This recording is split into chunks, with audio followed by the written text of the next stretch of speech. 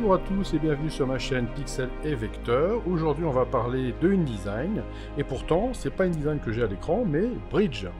Alors Bridge est un petit navigateur en fait qui fait beaucoup plus que ça, que de la navigation et qui est compris avec n'importe quelle application Adobe. C'est donc un logiciel on va dire gratuit dans la mesure où il vient en complément d'un logiciel que vous allez louer ou évidemment de plusieurs si vous avez souscrit à l'offre de location de la totalité des logiciels.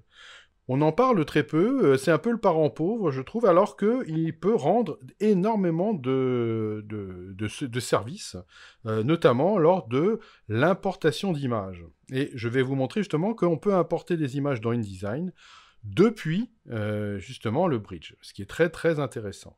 Alors là, vous voyez ici, pour l'instant, je n'ai que des disques durs. Là, c'est mes 5 disques durs. Je vais donc aller chercher un disque dur, qui est le disque dur photo. Et vous pouvez remarquer que là, j'ai une configuration un peu particulière qu'on appelle la table lumineuse. La plupart du temps, ça arrive souvent, la partie, ce que l'on voit souvent dans Bridge, c'est plutôt ça. Vous voyez, on voit... Je vais me le remettre comme ça en grand, vous voyez bien. Voilà, on voit souvent ça. On a d'un côté la partie, justement, la possibilité d'aller chercher un ordinateur, d'avoir des dossiers là, des filtres. On a les images qui vont s'afficher ici. Et on a encore des métadonnées, des tas d'autres choses ici. Là, en l'occurrence, c'est pas du tout ça qui m'intéresse. Ce que je voudrais faire, moi, c'est justement avoir le maximum de place pour voir mes images. Donc, je vais passer dans un autre espace de travail qui va se trouver ici et qui s'appelle table lumineuse. Voilà, ça veut dire qu'en gros, je n'ai plus que l'espace où on voit les images.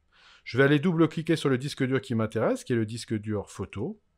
Et là, je vais aller chercher un dossier qui s'appelle photographie, puis un autre dossier qui s'appelle image banque. Et je vais terminer sur un dossier qui s'appelle ambiance. Et vous voyez que je vois apparaître mes images. Très bien, je vais les agrandir pour mieux les voir. C'est la petite tirette en bas. C'est ça que je trouve vraiment très intéressant. Ça me permet, vous voyez, de voir en grand mes images et de pouvoir donc les sélectionner de manière beaucoup plus intéressante. Et je pourrais me dire, je vais prendre cette image-là.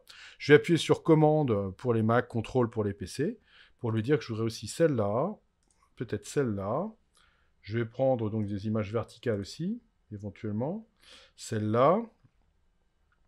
Je vais aller prendre celle-là, celle-là, on va dire. Et puis, allez, je vais m'en prendre encore une là. Voilà, donc là, voilà, j'ai un certain nombre d'images. Et voilà, on va prendre ces 9 là. Très bien.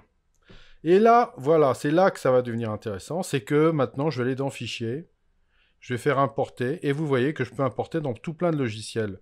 De chez Adobe, évidemment, After Effects, Photoshop, Illustrator et InDesign.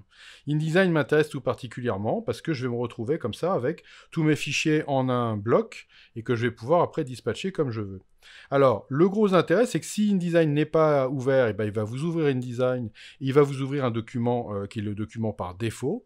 Et si InDesign est déjà ouvert et que vous avez déjà ouvert un document comme vous le souhaitez, eh bien, il va se contenter de switcher, donc de passer de Bridge à InDesign et de vous montrer les 9 images que vous avez importées.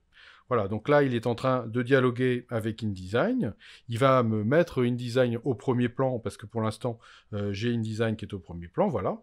Et vous voyez, je vais avoir mes 9 images qui sont là. Alors, je vais pouvoir éventuellement me positionner par ici, appuyer sur commande et majuscule, ou contrôle et majuscule pour les PC. Vous voyez que je me retrouve avec la possibilité de pouvoir tirer, vous voyez, un rang de 9 vignettes. Voilà, hop, je lâche, et je vais avoir mes 9 vignettes qui vont apparaître.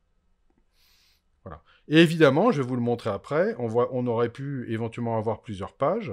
Voilà, mes 9 vignettes sont apparues, alors elles sont apparues d'une certaine manière. Je pourrais après faire les ajustements en fonction, ce n'est pas l'objet de cette vidéo. Là, je vais faire un commande Z, CTRL Z pour avoir mes 9 images. Et vous voyez que si j'avais tout plein de pages, je pourrais passer à la page 2 et aller me chercher. Vous voyez, ce n'est pas cette image-là que je voudrais faire. J'appuie sur les flèches, droite et gauche pour trouver la bonne. Voilà, c'est celle-là que je voulais mettre ici. Voilà, très bien. Et puis après, je vais passer à cette page-là. Là, je vais venir ici et je vais lui dire que j'aimerais bien mettre cette vignette en très grand. Ah, non, je ne la voulais pas en très grand comme ça. Ah, je reviens. Finalement, je ne vais pas mettre celle-là, donc je vais encore appuyer sur la flèche. Et puis, je vais plutôt mettre celle-là comme ça. Et vous voyez que ça va me positionner cette image-là. Je vais revenir sur la page 2. Voilà, et puis là, je vais encore bouger, et je vais lui mettre, ah bah celle-là, en très grand comme ça. Et ainsi de suite. Vous voyez que ça devient extrêmement pratique. Voilà. Donc, si vous aviez du texte et donc que vous avez l'habillage de texte, et ben, il va vous mettre l'habillage de texte. Ou éventuellement, vous pourriez après appliquer un style d'image avec éventuellement aussi tout un tas de possibilités. Bon, ça ne fait pas l'objet de cette formation-là. Là, c'était juste pour vous montrer, voilà, cette possibilité qu'on va avoir de pouvoir importer des images depuis Bridge, de les voir donc en grand, de pouvoir vraiment prendre les bonnes et de pouvoir les importer directement dans InDesign. On pourra faire la même chose, donc, comme vous l'avez vu, dans Photoshop, dans Illustrator et dans After Effects. Voilà, donc il faut se dire que le Bridge peut être un allié vraiment très très utile lorsque vous voulez préparer un document. Voilà, donc j'espère que cette vidéo vous a intéressé. Je vous dis abonnez-vous et à bientôt pour de nouvelles aventures sur Pixel et Vecteur.